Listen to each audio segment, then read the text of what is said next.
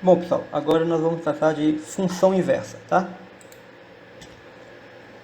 O que é a definição de função inversa? Tem aqui uma função f, domínio x contra domínio y.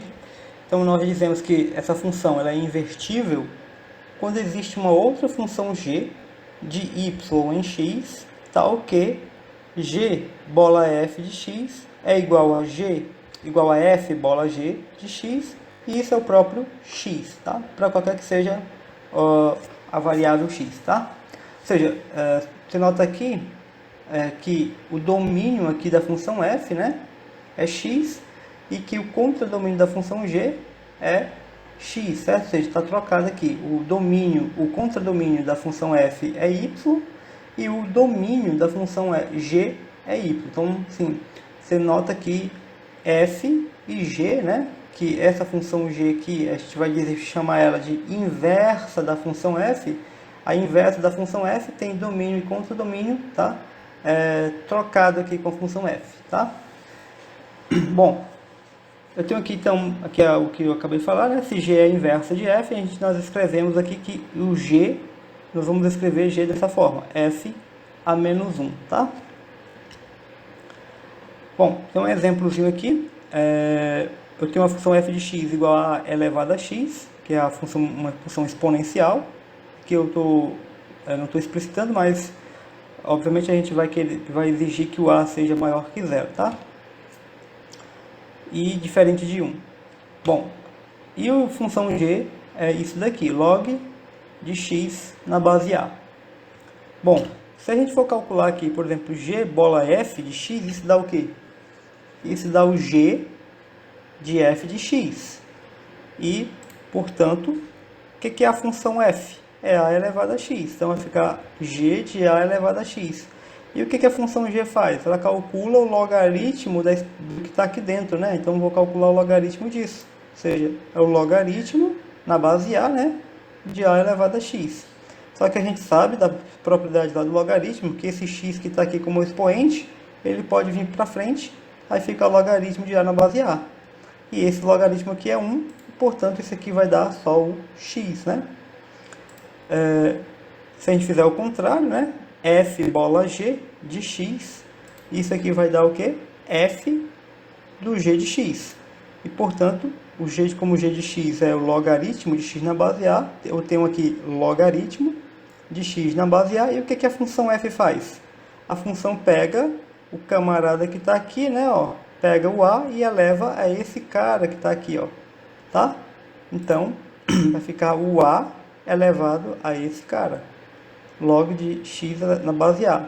Só que também tem uma propriedade dos logaritmos que garante que se eu tenho uma base e aí nessa base está elevado ao logaritmo, né, de algum elemento na mesma base aqui da potência, né, se a base da potência é a mesma base do logaritmo, tá? Então isso aqui vai dar o que? O x, né? Ou seja, isso daqui caracteriza justamente a nossa definição, né? O que nossa definição falou aqui de função inversa, ou seja, as funções exponenciais, as funções exponencial e logarítmica, tá? Essas duas funções, elas são funções inversas, tá? Então, a função exponencial, ela é a inversa da função logarítmica. E o contrário, né? A função logarítmica é a função inversa da função exponencial. Tem um teorema também que é muito importante, a gente não vai fazer demonstração dele agora, certo? Mas diz o seguinte, tem uma função f, ela tem uma inversa se e somente se f é bijetiva. Ou seja, uma função só pode admitir uma inversa se ela for sobrejetiva e injetiva simultaneamente, tá? Uma função que é só sobrejetiva não pode ter inversa, uma função que é só injetiva não pode ter inversa, tá? Então ela tem que ser as duas coisas, tem que ser sobrejetiva e tem que ser injetiva, tá? Vamos para mais um exemplo aqui. Tenho aqui esses 13, né? Aqui, bom, isso não se preocupe aqui com a numeração do exercício, porque isso aqui era de outra coisa, tá? Então desconsidere aqui a numeração do exercício. Bom, encontre a inversa da função f dessa função aqui, dada por isso. Olha só, essa função aqui, né? Eu estou usando ela já desde os primeiros vídeos aí que nós estamos tratando com funções funções sobrejetiva, injetiva, né, até agora, porque ela, assim, já dá para fazer muita coisa só com isso daqui, só mudando o domínio, né, e o contradomínio a gente já consegue alterar a função. Essas funções que nós tratamos não são todas iguais, certo? Porque para duas funções serem iguais, elas têm que ter o mesmo domínio, o mesmo contradomínio, tá? E a mesma regra, tá? As funções que nós tratamos nesses últimos vídeos aí, de função injetiva, bijetiva, sobrejetiva, né? E agora nessa daqui, nesse vídeo de função inversa, elas só têm a mesma regra, tá? Mas o domínio ou o contradomínio dela, você viu que nós alteramos aí, tá? Então elas não são, assim, a rigor, elas não são a mesma função, tá? Bom, então aí ele pede, encontre a inversa dessa função. A gente já tinha visto aí no vídeo anterior que essa função aqui, em particular, essa função é bijetiva. E por ela ser bijetiva, ela tem uma inversa, tá? E como é que a gente vai encontrar a inversa dessa função? A gente vai fazer o quê? Para encontrar a inversa, nós vamos trocar o x por y e vamos trocar o y por x. Então, eu vou chamar isso aqui de y, né? O nosso f de x vai ser y. A gente vai escrever isso aqui, y igual a x ao quadrado menos 3x mais 2. E aí nós vamos trocar as coisas de posição, tá? A gente vai trocar as coisas aqui. Isso aqui vai virar y, tá? Então, eu vou ter y ao quadrado menos 3y mais 2, e aqui eu tenho um x, passo o x para o outro lado, fica menos x igual a zero. E aí nós vamos encontrar o delta para essa expressão aqui. Só que tem que observar uma coisa aqui. Nessa equação aqui, o a é 1, né? O coeficiente de y ao quadrado é 1. O coeficiente de y é menos 3. E o termo independente não é menos x, é 2 menos x, tá? É tudo que não tem y. A nossa variável aqui é y. Então, o delta aqui é B2. Então, menos 3 ao quadrado dá 9. Menos 4a, o a é 1. E o c aqui, ó, é 2 menos x. Fazendo a continha aqui, vai ficar menos 4 vezes dá menos 8, né? 9 menos 8 dá 1. Menos 4 menos x aqui vai dar mais 4, 4x. E raiz de delta fica a raiz quadrada disso daqui. Então, o nosso y é quanto? É isso daqui, né? Então, y é igual a menos b, menos isso aqui, né? Então vai ficar 3 mais ou menos a raiz de delta sobre 2. Bom, daqui a gente tira que o y é isso, ou que o y é isso. Detalhe, uma função, se ela é bijetiva, né? Então ela vai ter uma inversa, essa inversa é única. Tá? Então você não pode ter duas inversas para uma mesma função. Então aqui a gente tem que fazer uma escolha para essa função. Tá? Só que não é uma escolha arbitrária, tá? Como é que a gente vai fazer essa escolha? Aqui eu só vou reescrever ela, existe um motivo para a gente reescrever essa função desse jeito aqui, certo? Eu já falar por quê. E aqui nós vamos reescrever essa função dessa forma aqui, tá? Lembrando que nós tínhamos trocado, né? Esse camarada aqui, o x por y e o y por x. Então, esse cara que está aqui, ó, né? Aliás, esse xzinho que está aqui, ó, tá? Esse x aqui, na verdade, ele é o y, né? Ele é o y da nossa função. E o y da nossa função, ó, ele varia de menos 1/4 até mais infinito, certo? E esse y que está aqui, né, ó, ele é o x da nossa função. Então, se ele é esse y aqui, ele é o x da nossa função, o x varia de 3/2 para mais infinito. Tá? Então, isso daqui agora vai ficar simples a gente saber qual que das duas que nós devemos escolher para ser a inversa da nossa função. Se você notar, essa função aqui, ela é maior ou igual a 3/2. Por quê? Porque aqui você tem 3/2 mais alguma coisa que é positiva, né? E isso aqui não, ó. Você tem 3/2 menos alguma coisa. Então isso aqui com certeza pode ser 3/2, mas com certeza para outros valores vai ser menor do que 3/2. E aí não vai satisfazer a condição de quê? De que esse termo aqui, ó, o termo y, né, que na verdade era o nosso x da nossa função anterior lá, da nossa função f, tem que ser sempre maior ou igual a 3/2. Então, a função que nós vamos escolher, né, a função correta a ser a inversa, né, da função f é essa função aqui, ó, 3 mais raiz quadrada de 1 mais 4x sobre 2, tá? Isso aqui obviamente é maior do que 3 meios, né? E isso aqui vai ser menor do que 3 meios. Não é exatamente...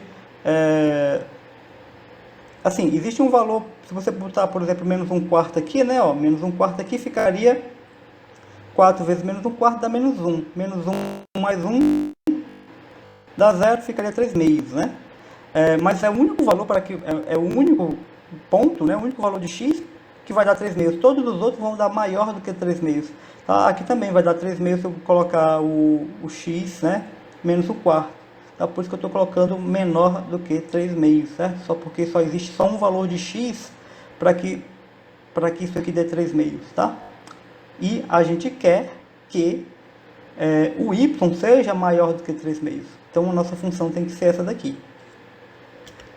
Tá? Então, escrevendo a nossa função, f a menos 1 de x vai ser isso aqui. Tá? Ou seja, a função inversa, tá? Da função f é essa função. Tem um outro teoremazinho aqui também que é importante, que diz o seguinte: eu tenho o gráfico das funções f e f a menos 1, eles são simétricos em relação à bissetriz x igual a y. Então você tem aqui o plano cartesiano, né, x, y, e eu tenho aqui a bissetriz, né, a bissetriz do primeiro e do terceiro quadrante. Lembrando o seguinte: se eu tenho essa bissetriz, se eu pego um ponto AB, o simétrico desse ponto em relação a essa reta é esse ponto aqui, BA. É só trocar de posição. Tá? Então, o simétrico desse ponto é esse ponto aqui. Se a gente olhar para o gráfico da função, o que é o gráfico da função f? É x, f de x, quando x está no conjunto, no domínio da função f, né? Então, o gráfico aqui, eu posso chamar esse cara aqui de y, tá? Esse cara aqui, o f de x é o y. E o x, quem que é o x? O x é, na verdade, o f a menos 1 de y, né? O x aqui, pra gente, é o f a menos 1 do y. E aqui a gente faz a mesma coisa, certo? E a gente vai olhar para esse ponto aqui, ó, x, y. O gráfico da função inversa é y, f a menos 1 de y, onde o y está no domínio y da função inversa. Lembre que a função inversa ela vai no sentido oposto ao da função f. Se a função f vai de x para y, a função f a menos 1, que é a inversa, vai de y para x, tá? Então, aqui o y tem que estar no conjunto y. E aí a gente pode trocar, né? Porque esse camarada aqui, ó, f a menos 1 de y, a gente na verdade o x, tá? Então, y, x, e aqui o nosso y, né, é o f de x, ok? Ou seja, o que ficou aqui, ó? O gráfico de f é o xy, e o gráfico é yx, ou seja, esses pontos que estão aqui, ó, os pontos que estão no gráfico de f e os pontos que estão no gráfico de f a menos 1 são simétricos em relação a essa bissetriz, tá? Esboce o gráfico da função inversa dessa função aqui. A gente já sabia que o gráfico dessa função é só um pedaço lá da parábola, né? Só um pedaço aqui dessa parábola aqui. E aí, para encontrar o gráfico da inversa dessa função, o que a gente vai fazer? A gente vai simplesmente traçar aqui a bissetriz e vai olhar o que é o simétrico, tá? O simétrico dessa função aqui em relação a isso. O simétrico, quando a gente fala simétrico, está falando do espelho. Então, é como se isso aqui fosse um espelho, então a gente tem que espelhar esse gráfico do lado de cá, no lado desse lado de cá. Então, se a função f está fazendo isso, essa outra função, né, na inversa tem que fazer isso aqui. E como é simétrico, né, esse ponto aqui era o ponto 3 meios menos 1/4. Então, o simétrico desse ponto, ele vai ser o quê? Menos 1/4, 3 meios, né? Como a gente já havia falado lá anteriormente, é só trocar de posição. Menos 1/4, 3 meios. E aí, a gente marca aqui o ponto, né? Então, esse ponto aqui vai ser rebatido para cá, né? O simétrico dele é esse. E aí, você vai fazer a mesma coisa para os outros pontos, né? O simétrico desse ponto que passa aqui pela reta é ele próprio, tá?